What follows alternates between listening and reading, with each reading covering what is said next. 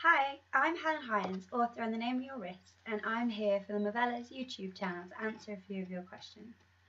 So the first one is from Winter Soldier Wolf. How did you find Movellas?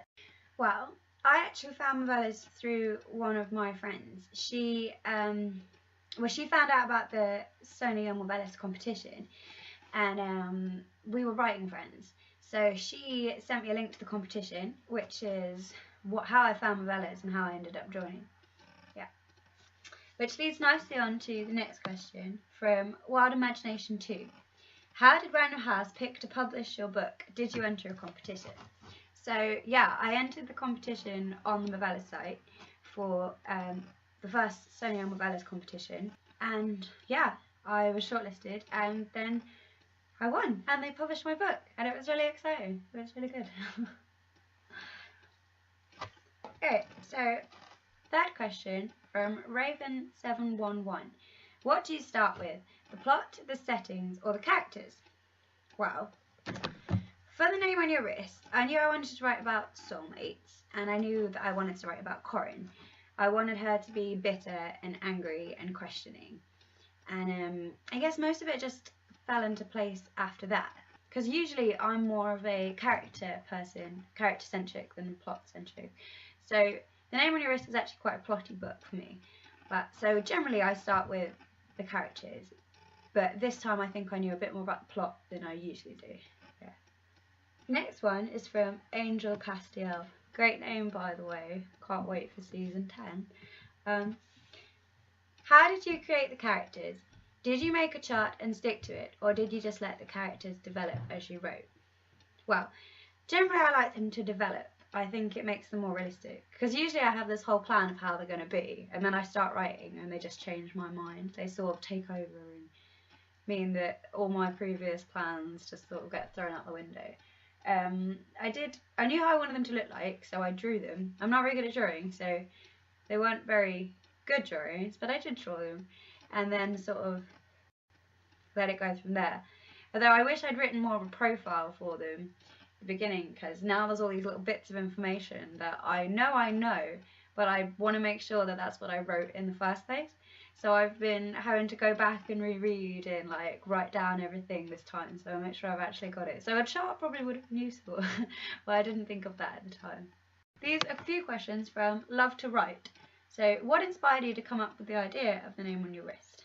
Well, I'd read a few stories about soulmates, but it was always this like romantic notion, and it was always like they found each other and everything always worked out, even if they had loads of problems beforehand.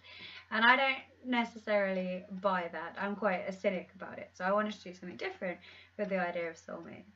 So yeah, and then it sort of developed from there. I don't know, at some point it turned dystopian. I don't really know how that happened, but it did, so. Okay, what character are you most like in the book and why? So this one's really interesting. I don't think I want to be like any of the characters in the book. I like writing about people who are a bit rubbish. So, I mean, Corin, I love her, but she's angry, and she's very angry, and she's cynical, and I don't think she's necessarily very nice. So I don't think I would like to be like her. I am like her in some respects, and I am quite cynical, I suppose. And I think I might have been a little bit angry when I was younger. Not that angry, but not as angry as Corin, but a little bit. But I think I'd most like to be like Josephine, as she hasn't really come into it much in book 1, but so I know her a lot better than as a reader you would, but I would like to be like her. I don't think I am, but I think would be a good aim. Yeah. Okay, from Mahogany Pumpkin TM. Did you have a strict writing regime, or did you write when you felt like it? Well, with The Name on Your Wrist, I started writing it for Camp Nano. So I started writing, and I wrote like about 2,000 a day because it was Nano. And then I had this decision that I didn't want to rush it. I was like, I like this idea. I don't want it to be rushed. which didn't quite work out because I then put it on the shelf up until I found out about the competition, and then I wrote everything from chapter 5 onwards in 8 days. So I guess that was a strict writing regime in that I just spent 8 days writing, but it wasn't very sustainable, and I'm not really sure how I managed to do it. I haven't managed to do it since. Definitely haven't managed to do it since. I don't think I'd be able to do it again, but generally though I do try and write every day, but that was a lot easier before uni and life and things. So at the minute I haven't been very good at writing or having a strict writing regime. I'm more just, when I find time, I sort of squeeze it in. But I should have a writing regime. I'm going to make that on my to-do list. It's something I would like to do. Yeah. Okay, next question. Did the plot of the story change a lot as you wrote it, or did it go as you imagined at the start? Well, there were a few small changes that I made in the plot, although nothing too major. I kind of knew where I was going with it. One thing I would say is that I didn't intend to stop at the point where I stopped at the end of the first book. I had a lot more plot to go, and it's still gonna be written at some point when I get time. But yeah, that wasn't supposed to be the original ending point. Actually, in my first plan, that was the end of part 1, which would have been a very big book. But yeah, so I'd say that was the main thing that changed about the plot as I wrote. It just finished earlier than it was intended to. Was it always going to be called The Name on Your Wrist, or did you have other ideas? Pretty much it was always supposed to be called that. It was actually originally The Name Upon Your Wrist rather than On, and that was just a small change that was made. That's the only thing it was ever called apart from that, which is pretty similar anyway. So another question from Beautiful Imperfections. If you could change any scene from the book, if you want to, which scene would it be and why?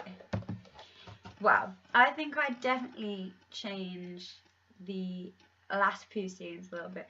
Nothing major, just like I'd like to make them feel a little bit less, because I think they feel rushed. I'd like to kind of pad them out a little bit, because I sort of ran out of time, and obviously I wasn't expecting it to be published, so yeah, I think I'd change that. Last question from Daisy Rose Lilyflower. Do you believe in soulmates? And I'll have to say no, I definitely do not. I think there is many people that you can be happy with. I don't think it's just one person. I don't really believe that you're destined to meet a particular person either. I think the idea is quite problematic, and I think I explore quite a bit of that in the book about all the ways that could go wrong.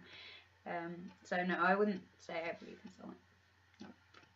And thank you for asking questions. I'm sorry I sound like this. I've got a cold, so my voice is all croaky. But yeah, thank you very much for your questions. Bye.